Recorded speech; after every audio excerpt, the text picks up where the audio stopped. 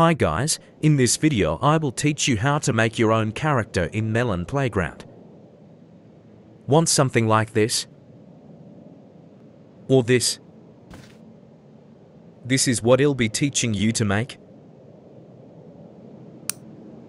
First, get a nano assembler.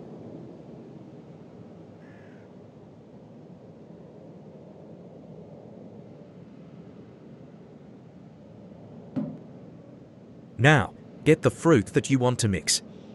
I'm gonna do apple and pumpkin.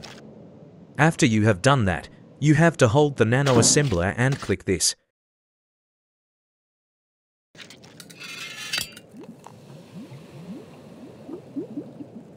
If the green liquid changes color, it means that it worked.